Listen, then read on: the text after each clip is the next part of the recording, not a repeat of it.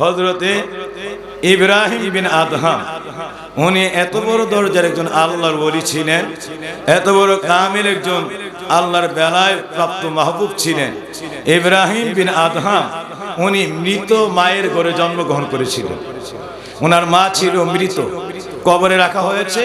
কবর থেকে 3 দিন পর ওনার মাকে আল্লাহ রাব্বুল আলামিনের কুদরতি এক ব্যবস্থাপনায় এক জঙ্গলবাসী দরবেশ কবর থেকে ওনাকে উঠাইছে। ওঠানোর পরে ওই কবর থেকে ওঠানোর পরে আশ্চর্য ঘটনা, সেখানে বলতে গেলে সময় চলে যাবে, ওইখানে থেকে জিন্দা করা হয় এই মহিলাকে। আমার বাবাজিরা, সংক্ষিপ্ত কথা না বললে বুঝবেন না। আসলে বিষয়টা হলো জঙ্গলবাসী দরবেশ হযরত আবু বিন আদহাম, যাকে কাসাসুল আউলিয়ার মধ্যে এসেছে, যাকে বলা হয় ইব্রাহিম বিন আদহাম, 7 সাম্রাজ্যের বাদশা আল্লাহর ওলি ইব্রাহিম বিন আদহাম। তিনি জঙ্গলের মধ্যে ইবাদত করতেন, অর্থাৎ জঙ্গলবাসী দরবেশ ছিলেন হযরতে আদহাম, তার ছেলে ছিল হযরত ইব্রাহিম। আদহাম ছিল ছোট্টবেলা থেকে জঙ্গলবাসী দরবেশ, উনি জঙ্গলের মধ্যে ইবাদত করতেন, মুরাকাবা করতেন। সপ্তাহে একদিন জঙ্গলের মধ্যে কাঠ কাটতেন, উনি সপ্তাহে একদিন কাঠ কাটতেন। কাঠ কেটে উনি যে লাকড়িটা জঙ্গল থেকে কাটার পরে বলক সাম্রাজ্যের বাজারে বিক্রি করতেন। করার পরে ওইখান থেকে তিনি এই 6টা রুটি কিনতেন, 7টা রুটি কিনতেন ওই টাকাটা দিয়ে। 7টা রুটি কিনে 6টা রুটি, উনি 7টা রুটি কিনে 6টা রুটি আল্লাহর রাস্তায় দান করে দিতেন। একটা নিয়ে যাইতেন, একটাকে 7 ভাগ করতেন। 7 ভাগ করে দিনে ওই ভাগের একটা টুকরো দিয়ে দিনে খাইতেন, আর সারা রাত জঙ্গলায়, সারাদিন জঙ্গলায় আল্লাহরে ডাকতেন। আমার বাবাজিরা, উনি হলেন হযরতে আদহাম, ওনার নাম কি হযরতে আল্লাহর ওলি। তো জীবনে কোনোদিন উনি ওনার জীবনে ওনার জীবনের ইতিহাস হলো কোনো প্রকার বেগানা, কোনো প্রকার বেসরা, কোনো প্রকার নারীর দিকে নজর করা তো পরের কথা। ওনার জীবনটাই কেটে গেছে জঙ্গলার মধ্যে। কিসের মধ্যে কেটেছে? জঙ্গলার মধ্যে। এই ছিল আল্লাহর ইতিহাস। কিন্তু এখন যদি আপনি সারা বিশ্বময় তালাশ করেন, এমন ওলি খুঁজে পাওয়া খুব একটা সম্ভব হবে না। আমার বাবাজিরা, এই আল্লাহর ওলি হযরতে ইব্রাহিম বিন আদহাম, তার এই হযরতে আদহাম এই জঙ্গলের মধ্যে জীবনও কোনোদিন বেপরদা, বেগানা, বেহায়া বা কোনো ধরনের এইরকম চরিত্রের চরিত্রহীনতার বিন্দু পরিমাণ কোনো আচরণ তার চোখগুলির মধ্যে জীবনে লাগে নাই। এই মানুষটা একদিন জঙ্গল থেকে কাঠ কেটে আসার পথে হঠাৎ করে শুনতেছে বাদশার মেয়ের নাম গুলে জান্নাত, বলক সাম্রাজ্যের বাদশার মেয়ের নাম হলো গুলে জান্নাত। এই গুলে জান্নাত এই ওই যেই বাজারে গিয়েছেন, এখান থেকে আসতে ওই বলক সাম্রাজ্যের বাদশার প্রাসাদ সামনে পড়তো। তো গুলে জান্নাত আসতেছে, ইয়ারা পালকি যারা বহন করে, ওই পালকি যারা বহন করে নিয়ে আসে, উনি পালকিতে চড়তেন, আর বহনকারীরা এই বাগান ঘুরায় দেখাইতেন।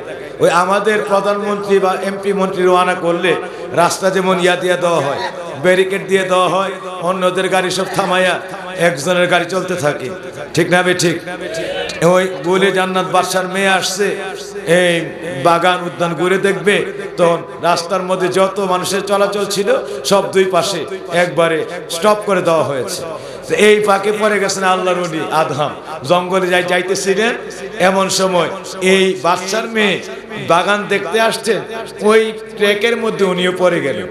তা আল্লাহর কি মহিমা হয়েছে, পালকির মধ্যে বসে ওই কন্যাকে নিয়ে আসতেছে, তো পালকির মধ্যে বসায় হঠাৎ করে আল্লাহর ওলি বরাবর আসছে। জীবনে উনি কোনো দিকে নজর দেয় না, কোনো নজরও কোনো দিকে যায় না, এটা এমন আল্লাহর ওলি।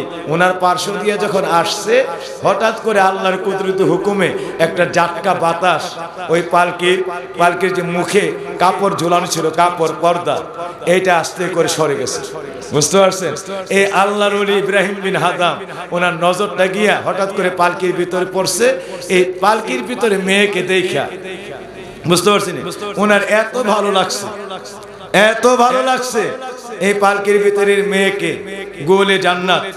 তো এই মেয়েকে এত ভালো লাগছে, উনি একবারে মানে মুহূর্তের মধ্যে যেই মানুষের সারাক্ষণ আল্লাহর জিকিরে মশগুল, মুহূর্তের মধ্যে তার মনের মধ্যে একটা জিকির শুরু হয়ে গেছে। জিকিরটা কি? উনি একটু সামনে গিয়ে জিজ্ঞাসা করছে, ভাই উনি যে পালকির মধ্যে বসা ছিল ওনার নামটা কি? তো কয়েকজন বাদশার শাহী মহলের দারোয়ান গার্ড এরা বলে ওনার নাম হলো গোলে জান্নাত, একমাত্র 7 বলকের বাদশার কন্যা, ছেলে নাই আর মেয়েও নাই, ওনার একটাই কন্যা, নাম হলো গোলে জান্নাত। তো আল্লাহর মানে উনি আশ্চর্য হয়ে গেলেন এবং মনে মনে একটু উনি পরখ গুনলেন। আল্লাহর বলতে যেমন তার নামটা এমনই সে সুন্দর। সুবহানাল্লাহ।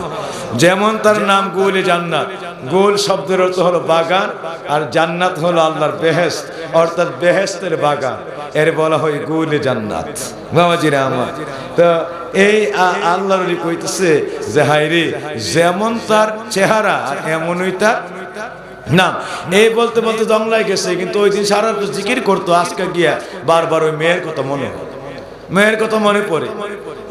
45 বছর 50 বছরের আল্লাহ জঙ্গলবাসী দরবেশ, এরপরে পরের দিন আর কোনো দিকে না তাকায় জঙ্গলবাসী দরবেশ চলে গেছে বাদশার শাহী মহলে, গিয়া বাদশার কাছে প্রস্তাব করছে, আমি আপনার মেয়ের বিয়ে করতে চাই। বুঝতে পারছেন? আমি আপনার মেয়ের কি করতে চাই। বাদশাহ তো বুঝতে পারছেন ইজেক করছে। এই বাদশাহ তোমার পরিচয়? আমি জঙ্গলবাসী দরবেশ, আমি আদহাম। কার আমার মেয়ের তুমি কই নিয়ে রাখবা? কি কই? এখন চিন্তা করছে দরবেশ মানুষ, চুল উস্কো খুস্কু, এরপরে মুখ শুকনা টুকনা, সার শরীরে কায়ে ক্লেশে, তো উনি যদি না কইরা দেয় আবার যদি কোনো ক্ষতি হয়, এই দিক দিয়ে ওই বাদশার উজির চাইতেছিল বাদশার মেয়েকে বিয়ে করাইবে। অনেক ঘটনায় এই জায়গার মধ্যে ঘটছে। তখন ওই উজিরটা সহ্য করতে না পাইরা ওই আল্লাহর ওলিরে মারধর করছে। বেটা করতে আসছো, বেটা বেয়াদব, মানে এই সে আবল তাবল অনেক কিছু বকছে, বকাচকা করে তারে এখান থেকে মেরে বেহুশ করে ফেলেছে। এরপরে আবার এই শাহী সংসদের দারোয়ান দিয়া তার এই কায়ক্লেশের দেহটা বহন করে এটা জঙ্গলের মধ্যে ফেলে দিয়ে আসে। তো উনি কয়েকদিন পর্যন্ত বেহুশ অবস্থায় ছিলেন। এই ফাঁকে ওই দিনই বাদশার মেয়ে যখন দুপুরের খাবার খায়া পাঁচতলায় শাহী প্রাসাদে শুইতে গেছে, হঠাৎ করে এসে একটা বিষধর সাপ তারে সবল মারছে। ওই দিনই এই সঙ্গে সঙ্গে বাদশার মেয়ে যখন চিৎকার করে উঠছে, ব্যথা ব্যথা, সবাই দৌড়ে গেছে, গিয়া দেখে বাদশার মেয়ের জ্ঞান নেই। এমনি পরীক্ষা করে থেকে তার সাপে সবল দিছে। অনেক ঘটনা এই জায়গায়, অনেক চেষ্টা তদবির পূজা দিয়া মানে বেদে দিয়া বিভিন্ন কিছু দিয়া কিছুতেই কিছু হলো না, তিনি মারা গেছে। কি হয়েছে? বাদশার মেয়ে মারা গেছে। বাদশা কাঁদতে কাঁদতে কাঁদতে কাঁদতে সবাই একটাই কথা, মাত্র এই দরবেশের সঙ্গে বেয়াদবির কারণে ঘটনা ঘটছে। দরবেশের সঙ্গে বেয়াদবির কারণে এই ঘটনা ঘটছে। তখন ওই বাদশার মেয়েকে শাহী গোরস্থানে দাফন করে দেওয়া হয়। 3 দিন চলে গেলে আল্লাহর ওলির হুঁশ ফিরে আইলে একজন ব্যক্তি রাস্তা দিয়ে চলে যায়, ডাক দেয়া বলে, ভাই রে, উনি দেখে চিনে ফেলছে, গো ভাই তোমার গোলে জান্নাতের 5 তলায় খোঁজার দরকার নাই, তোমার গোলে জান্নাতের সঙ্গে এখন আখেরাতে গিয়ে আল্লাহর কাছে দেখা হয়ে যাবে। আয়েশা জিজ্ঞাসা করছে, ভাই কি হয়েছে? তোমার গোলে জান্নাত মারা গেছে। তাই নাকি? এই আল্লাহর কোন কবরটা দিছে বলতে পারো? ওইখানে কবরটা চিনছে। রাত্রে গিয়া নিজে ওই কবরটাতে, বুঝতে পারছেন এটা কত বড়, মানে চতুর্দিক থেকে গার্ড, এই শাহী গোরস্থানের প্রহরীরা পাহারা দিচ্ছে। কিন্তু আল্লাহর রাত গভীরে গিয়া কবরস্থানে ঢুকছে।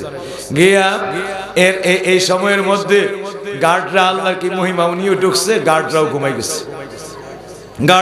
গেছে। উনি কবর থেকে ওই মহিলার তুলছে।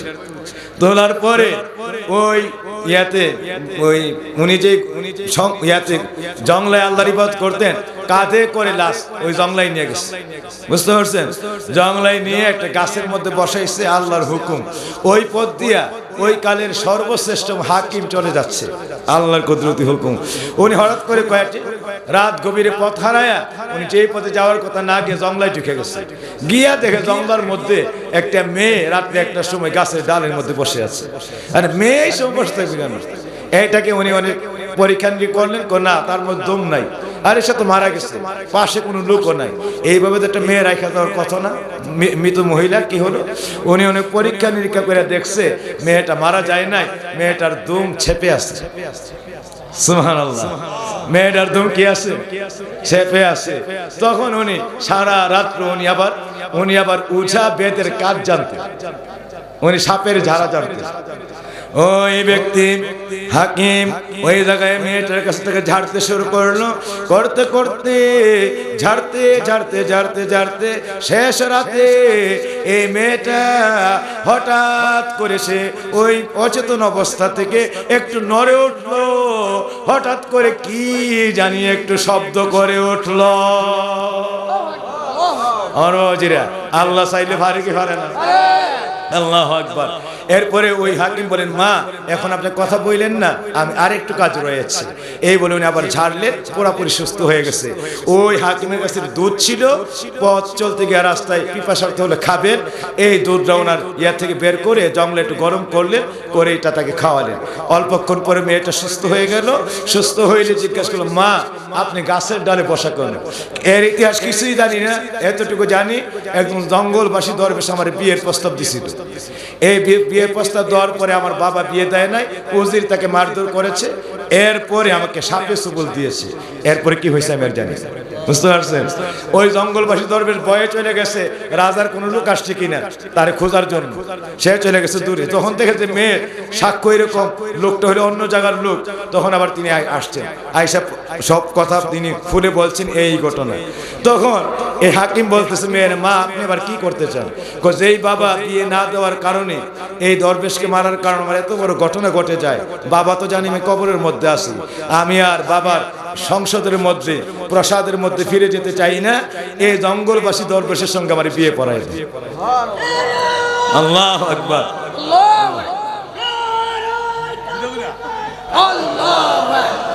আপনাদের সকলের কাছে আরজ করছি, আল্লাহ ওয়ালাদের কাছে বলছি, বাপজিরা এখন দোয়ার লগ্নে যেই কথাটাই বলতে চাচ্ছি, ওই জায়গায় যখন জঙ্গলবাসী দরবেশের সঙ্গে বাদশার মেয়ে গোলে জান্নাতের বিয়ে হয়ে যায়, ওই কবরস্থ মানুষ গোলে জান্নাতের সঙ্গে সংসার হইলে ওই জায়গায় জন্ম নেয় সারা পৃথিবীর ওলি, আল্লাহর ওলি ইব্রাহিম ইবনে আদহাম। ওই জায়গায় জন্ম হয় আল্লাহর ওলি ইব্রাহিম বিন আদহাম, এই জঙ্গলের মধ্যে সারাটা পৃথিবীর শ্রেষ্ঠতম ওলি। ওই ওলি ওই পৃথিবীতে জঙ্গল থেকে একটা কাক দিতেন, 2 রাকাত নামাজ পড়তেন, একটা কাক দিতেন, 2 রাকাত নামাজ পড়তেন। 40 বছরে কপালে হাইটা গিয়া আল্লাহর কাবা ঘরের মেহমান হইয়া হজ করেছিলেন। এমন এক পুরা কাবা আল্লাহর বাইতুল্লাহ করেছিলেন, জারুল্লাহ বলে আল্লাহ কবুল করে। যেই মানুষটা আল্লাহ কাবার বাবুল কাবায়, আল্লাহ কাবার মুআজ্জামা, এই জারুল কাবায় যত অধিবাসীরা ছিল সমস্ত অধিবাসীদের আল্লাহর বাইতুল্লাহর পীর বলে কবুল করেছিলেন। আল্লাহর বাইতুল্লাহর পীর যাকে মানায় দিয়েছিলেন। আমার বাবাজির মাঝখানে তো অনেক ঘটনা। উনি পরবর্তীতে ওনার নানা, উনি যখন কোরআন শরীফের সবক নেন, কোরআন হাফেজ হন, তখন হঠাৎ করে ওনার সাউন্ড এক মাদ্রাসায় শুনে এই বাবার নানার মনের মধ্যে কান্না শুরু হয়ে যায়। এটা আমার মেয়ের সাউন্ডের মতো লাগে, গেছে গিয়ে দেখে পুরো চেহারা মেয়ের মতো। এই পরিচয় লইতে মাঝখানে অনেক ঘটনা। এই পরিচয় লইতে যে বাবা তোমার মার নাম কি? গোলে জান্নাত। তোমার বাবার নাম কি? বনবাসী দরবেশ আদহাম। আরে কেমন করে? আমার মেয়ের নাম মানে গোলে জান্নাত। ওই যে নানা, বুঝতে পারছেন, বলক সাম্রাজ্যের। পরে কয় তোমার কে নিয়ে আসে? জঙ্গল থেকে একজন দরবেশ আমার বাবা প্রতিদিন এই মাদ্রাসায় নিয়ে আসে, আর বিকেল বেলায় আবার উনি মাদ্রাসা থেকে সে জঙ্গলে নিয়ে যায়। সুবহানাল্লাহ। আজকে শিক্ষকদেরকে বলে আসছে, উনি যখন আসবে এই সন্তানরা যেন প্রসাদ থেকে আনে, আমি তাকে সংসদে নিয়ে গেলাম। পরিচয় এখান থেকে পরিচয় সূত্রপাত হয়। নানা মারা যায়, নানার সাম্রাজ্যের মধ্যে নাতিরে সব দায়িত্ব দিয়ে যায়। এই নাতি হয় বলক সাম্রাজ্যের বাদশা ইব্রাহিম ইব্রাহিম বিন আদহাম। আমার বাবাজিরা, ছোট্ট কথা শেষ করে দিচ্ছি। এখানে উনি দীর্ঘকাল শাসন করেছেন, এরপরে আল্লাহর পছন্দ হয় না, বাবার পছন্দ হয় না। বাবার সেই বনবাস, মুরাকাবা মুশাহাদা, সারাক্ষণ আল্লাহর ইবাদত, তাসবিহ তাহলিল যে হালাত ছিল, আর সন্তান এইভাবে দুনিয়ার বড় সাম্রাজ্যের বাদশাহী, এইটা আল্লাহর কাছে পছন্দ হয় না। আল্লাহ উনাকে টানতে লাগলেন আখিরাতের তথা মুরাকাবার তথা আল্লাহর বেলায়েতের পথের দিকে। এই ইব্রাহিম বিন আদহাম তিনটা ঘটনা ওনার ঘটছে পরপর। এই তিনটা ঘটনা সংক্ষিপ্ত বলে আমি দোয়া করে দিচ্ছি। এক নাম্বার, উনি যখন রাজ্য শাসন করতেছে, বাবার তরিকার আর খবর নাই। বাবা যে বনবাসী দরবেশ, বাবা যে আল্লাহর শ্রেষ্ঠতম আবেদ, একটা রুটির 7 ভাগ করে সপ্তাহে খাইতেন, এইটা তার আর মনে নাই। উনি সারাক্ষণ এই সংসদ নিয়ে পাগল। একদিন তিনি রাজ্য শাসন করতেছেন, এমন সময় একজন ব্যক্তি এসে বলতেছে, এই সরাইখানার মালিক কি? এই সরাইখানার মালিক কি? জোরের বেগে সংসদের সামনে রাজা খুব রাগ হয়ে বলছে, এই বেটা, সরাইখানা কি বুঝিস? হ্যাঁ, এখানে আসছে, এখানে এটা মুসাফির খানাতে যা। এখানে এসে বলতে, সরাইখানার মালিক কি বেটা? এখানে এটা বালাখানা, এটা বরক সাম্রাজ্যের বাদশার প্রসাদ, সংসদ দেখিস না বেটা? তখন বলতেছে, ও বাবা, বুঝতে পারছি, তাইলে একটা কথার উত্তর দিবেন, বলো তো, আপনার আগে এই দেশ চালাইতো কে? আমার নানার আগে নানা মোহ, এর আগে প্রপিতামোহ, এর আগে তার বাবা। তারা কোথায়? সবাই কবরে চলে গেছে। তো আপনি কি থাকবেন? না। তাহলে যেখানে কেউ থাকে না, অল্প দিন মাত্র উঠা বসা করে এখান থেকে চলে যায়, এইটাই তো মুসাফির খানা।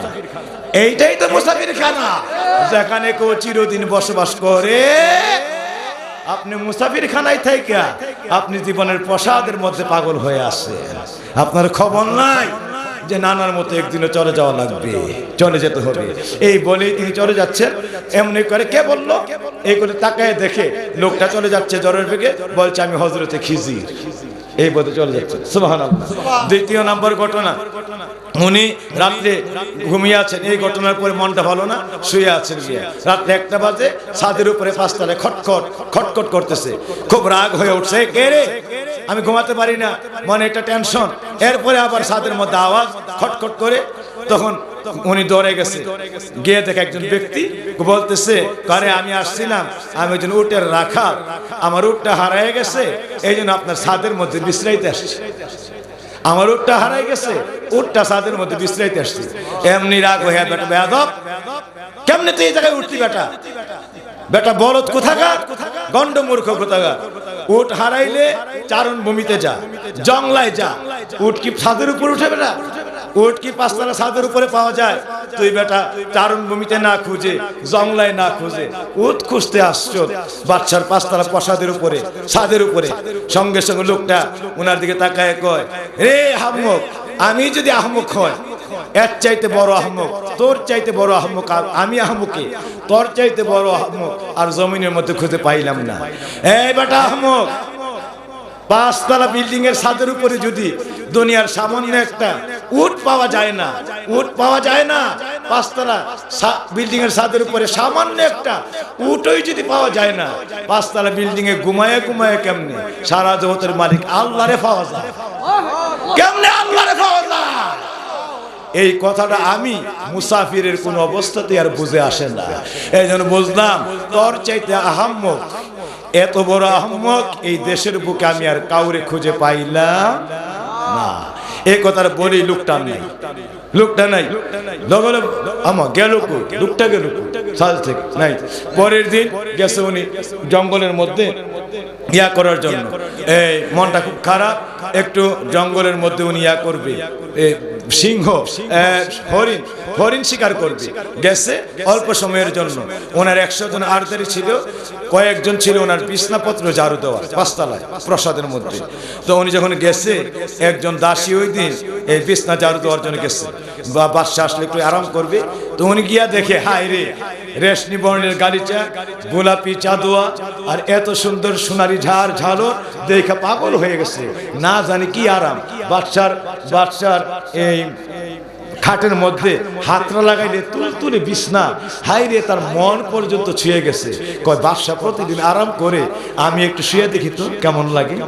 এমন বিছনার মধ্যে শুইছে, হাই রে, শুইছে একটু মুহূর্তের মধ্যে, সারাদিন কষ্ট করে তো এমন চোখ জোরে ঘুমাইছে, মুহূর্তের মধ্যে নিমিষের মধ্যে ঘুমাই গেছে। অল্পক্ষণ পরে জেগে উঠছে, হ্যাঁ শরীর কাঁপ দিয়ে উঠছে। আমি বাদশার বিছানার মধ্যে, দেখলে আমার আজকে আর শির থাকবে না। আমি করলাম কেন করবো, তাড়াতাড়ি উঠছে, ঝাড়ু দিয়ে চলে গেছে। ঘটনা তো ঘটবে। বাদশাহ গিয়া হরিণ পায় নাই, মনটা খারাপ করে চলে আসছে। দাসী নামে গেছে, বাদশাহ উঠছে। বাদশাহ গিয়া মনটা খারাপ শুয়ে গেছে। এইদিকে কাত হয়ে ঘুম আসে না, ওইদিকে কাত হয়ে ঘুম আসে না। কি রে আজকে ঘুম আসে না, কি রে কারণটা কি? অনেক এখানে পরীক্ষা নিরীক্ষা করতেছে, করার পরে হঠাৎ করে দেখে একটা মহিলার চুল পাওয়া গেছে। কি পাওয়া গেছে? কারে এইটাই তো আমার শরীরে লাগে, এই কারণেই তো আমার ঘুম আসে না। কত বড় বেয়াদব, কে আজকে আমার বিছানার মধ্যে শুইল? তারে ডাক। এই মুহূর্তে তাকে শুলে চড়াইয়া দাও। আমার বাবাজিরা, কেমন আরাম প্রিয় বাদশা। কত মাটিয়ে ছাড়িয়ে মানুষ থাকে, আর বাদশা বিছানার মধ্যে চুল ফেরা রয়েছে। এইটাই তার এইদিকে সেইদিকে হইলে কেমন যেন শরীর উস্কু খুস্কু লাগে, ঘুম আসে না। কেমন আরাম শরীরে থাকলে এবার একটা চুলেরও উস্কু খুস্কু লাগা তার দিশা পায়। চিন্তা করেন কেমন আরাম প্রিয় বাদশা। হায় হায়, বাদশা ডাইকে আনছে আরদালিদেরকে, কে আজকে বিছনা ঝাড়ু দিছে।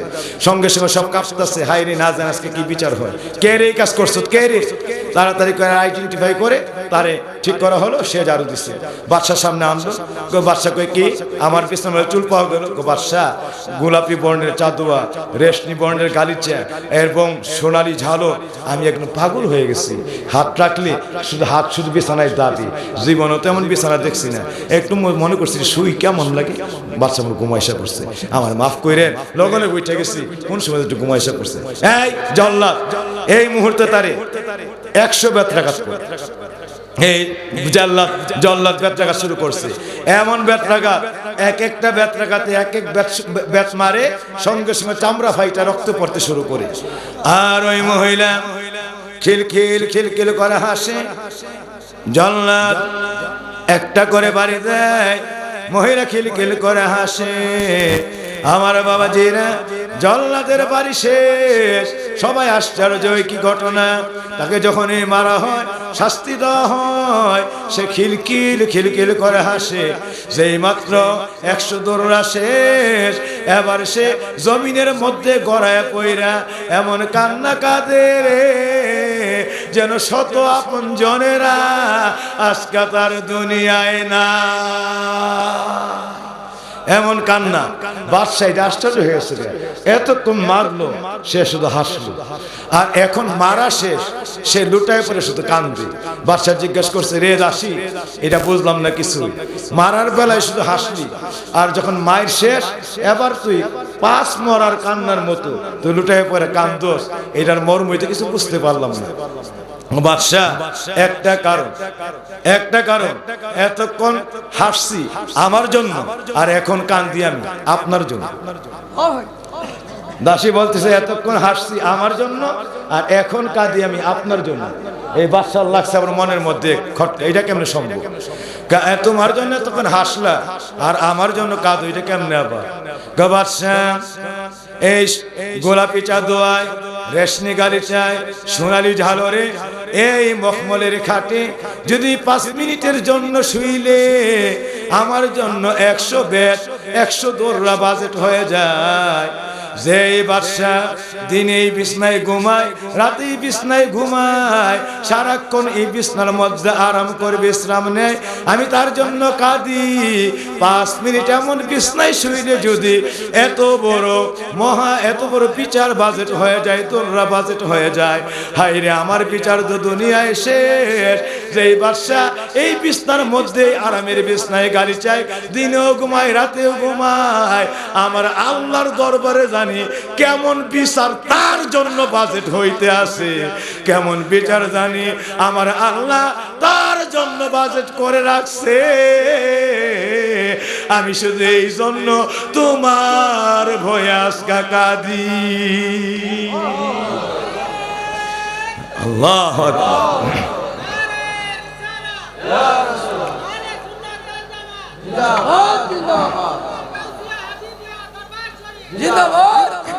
সুতরাং আমার বাবাজিরা, আমি আপনাদের খেদমতে বলতে চাই যে 5 মিনিট শুইলে যদি অবস্থা হয়, আর সারা রাত তো আল্লাহর হুকুম, অমিনাল লাইলি ফাতাহাজ্জাত বিহি নাফিলাতাল্লাহ। মানুষ যখন ঘুমায়া যায় আর যেই বান্দাটা আরামের ঘুম হারাম করে, আমি আল্লাহর পবিত্র কদমে রাব্বিয়াল আলা রাব্বিয়াল আযীম বলে দাঁড়ায় যায়।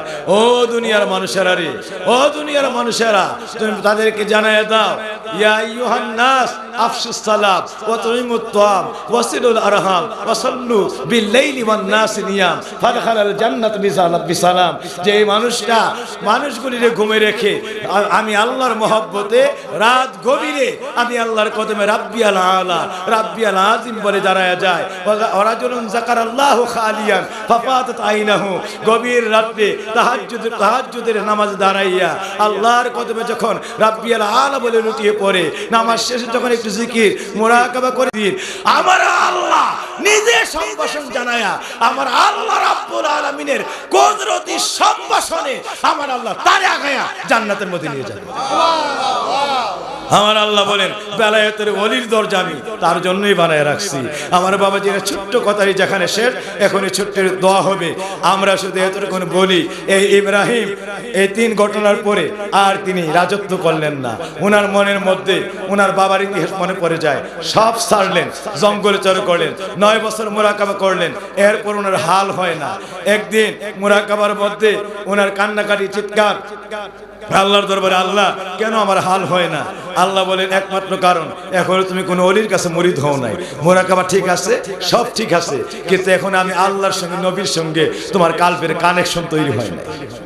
এইটা পাইতে হলে কামেল ওলি লাগবে। ওইখানে উসিলার মধ্যে চলে আসে, সঙ্গে সঙ্গে ওই কালের শ্রেষ্ঠতম ওলি আল্লাহর ওলির কাছে গিয়ে বায়াত হয়ে যায়। হওয়ার পরে মুরাকাবা করে তখন উনি দেখতেছে আল্লাহর রহমতের একদল ফেরেশতা ওই জঙ্গলের মধ্যে নাজির হয়ে গেছে। ওই ওলিরা আল্লাহর ফেরেশতারা একটা সোনালী কলম, একটা সোনালী তস্তরি, একটা সোনালী খাতা নিয়ে, এক কিতাব নিয়ে তার সামনে ওই জঙ্গলার কাছে ওনারা কি যেন লিখতেছে। উনি আগায় গেলেন দৌড়ে, আপনারা কারা? নাহনু মালাইকাতুল্লাহ, আমরা আল্লাহর ফেরেশতা। কি করেন আপনারা এখানে? আজকার আপনি যারা আল্লাহর ওলি হইছে, আল্লাহ বলছেন তার নামটা জমিন থেকে নূরের কলম দিয়ে লেখে আমি আল্লাহর দপ্তরে নূরের কিতাবের মধ্যে লিপিবদ্ধ করে আমার কাছে নিয়ে এসো। তো আমি জমিনে আজকার রাতে যে ব্যক্তি ওলি হয়েছে তার নামটা লিখে আল্লাহর দরবারে নিয়ে যাচ্ছি। কইছে তাইলে আমার নামটা কি এখানে আজকার উল্লিখিত আছে? আমার নামটা কি আল্লাহ লেখছে? আমার নামটা কি আজকার এই কিতাবের মধ্যে আছে? না, তুমি তো আল্লাহর ওলি নও, তুমি তো আল্লাহর ওলি নও, এই জন্য তোমার নাম আজকার কিতাবের মধ্যে লেখা হয় নাই, লেখা সম্ভব না। এই মনি কাঁদতে শুরু করছে, হায় রে ওলি আমার নামটা উঠলো না, হায় হায়। তো উনি কাঁদতেছেন কাঁদতেছেন কাঁদতেছেন। পরের দিন আবার একই টাইমে দেখতেছেন নূরের ফেরেশতারা কি জানি লিখতেছেন। আর জিজ্ঞেস করছে যে আপনারা কারা? নাহনু মালাইকাতুল্লাহ, আপনারা কি করেন? আজকে পাঠাইছে আমার আল্লাহ, যারা আজকে এই জমিনে সবচেয়ে আল্লাহর ওলির দরজা লাভ করছে ওই মানুষটার নাম লিখে আল্লাহর দরবারে এই মুহূর্তে নিয়ে এই নূরের কিতাব আল্লাহর কাছে নাম লিখে তার নামটা জমা দিয়ে দেওয়ার জন্য। আজকার রাতে যারা ওলি হয়েছে, আমার নামটা কি লিখিত আছে? আমার নামটা কি লেখা হয়েছে? না, তুমি তো আল্লাহর ওলি নও।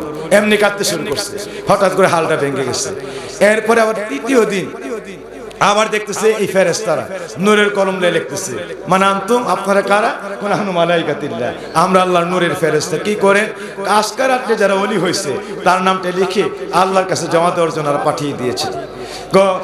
তখন তৃতীয় দিন তিনি বলতেছেন, দেখেন আল্লাহর ফেরেশতারা, আমি আল্লাহর ওলি বলে দাবি করি না, আমি আল্লাহর ওলি বলে দাবি করি না, কিন্তু আমি গতকাল মুরিদ হয়েছি। আমি গতকাল মুরিদ 3 দিন আগে মুরিদ হয়েছি। আমি মুরিদ হয়েছি, আমি ওলি না, আমার ওলিরে খুব ভালোবাসি। আমি আল্লাহর ওলির এখন বন্ধু হয়ে গেছি। আমি আল্লাহর ওলির একজন বন্ধু। আমি আল্লাহর বন্ধু হওয়ার মতো ক্ষমতা আমার হয় নাই, আল্লাহর বন্ধু হওয়ার ক্ষমতা আমার হয় নাই, কিন্তু আমার আল্লাহ ওলির একজন বন্ধু, আল্লাহর ওলির কাছে বায়াত হয়েছি। আমি আল্লাহর ওলির বন্ধু হয়ে গেছি, আল্লাহর ওলির আমার বন্ধু বানায় ফেলছি। আমি আমার আল্লাহর ওলির গোলামির মধ্যে এত্তেবার মধ্যে মশগুল হয়ে গেছি। সঙ্গে সঙ্গে ফেরেশতাদের কাছে আল্লাহর প্রত্যাদেশ নাজির হয়ে গেছে, এই ফেরেশতারা আজকার রাতে সর্বপ্রথম আমার ওলির বন্ধু যে হয়ে গেছে, আমি আল্লাহ এই মুহূর্তে তারে আমার ওলি বলে এই রাত্রে আমি কবুল করে ফেলেছি। এই মাত্র আজকের রাত্রে আমি তার আমার ওলিউল্লাহ বানিয়ে দিয়েছি। সুতরাং তারে তোমরা আমার ওলিউল্লাহ বলে এই মুহূর্তে নূরের কিতাবের মধ্যে নামটা উঠাইয়া আমি আল্লাহর আরশে মুআল্লায় পৌঁছে দেই। সুবহানাল্লাহ। তাই আমরা যে দরবারে আসছি আমরা ওলি না। আল্লাহ চাইলে ওলিরে বন্ধু মহব্বত করে ওলির বন্ধু হওয়ার আশায় এখানে আসছি। আল্লাহ চাইলে আমরা এখানে আল্লাহর ওলি বানাইতে পারে না? আরো জোরে বলে পারে কি পারে না? আরো জোরে বলি পারে কি পারে না?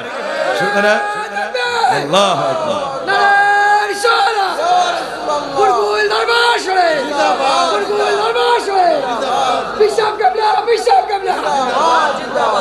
সুতরাং আমার বাবাজিদের খেদমতে বলতে চাই আমরা আল্লাহ যেন আমাদেরকে বেলায়েতের ওলি বলে আজকে কবুল করেন। আমরা বলি না, ওলি হইতেও পারি নাই, কিন্তু একজন কামেল ওলির দরবারে আসছে, একজন কামেল ওলির দরবারে আসছি। আল্লাহ যিনি ওলির উসিলায় আমরা আজকের মাহফিলে ওলিউল্লাহ বানায় যেন মাহফিল থেকে বাইর করে। আল্লাহ ওলিউল্লাহর দরজার মধ্যে নাম ডালেই খেতেন আমরা কবুল করে। আমরা জানলে জানলাম, না জানলে নাই। আল্লাহ যেন আমরা যাওয়ার আগে এই কলমটার মধ্যে হেদায়েতের নূরের দরজা আল্লাহ দান করে দেন। আর ওলির খাতায় যেন আল্লাহ বেলায়েতের দফতরের মধ্যে নামটা উঠায়া আল্লাহ যেন আমাদেরকে দরবার থেকে এরপরে বাহির করে। এর আগে যেন আল্লাহ আমাদেরকে এই দরবার থেকে বাহির না করেন যতক্ষণ না আল্লাহ আমাদেরকে ওলির দরজায় কবুল আর মঞ্জুর না করে। সবাই বলেন আমিন, আরো জোরে বলি আমিন।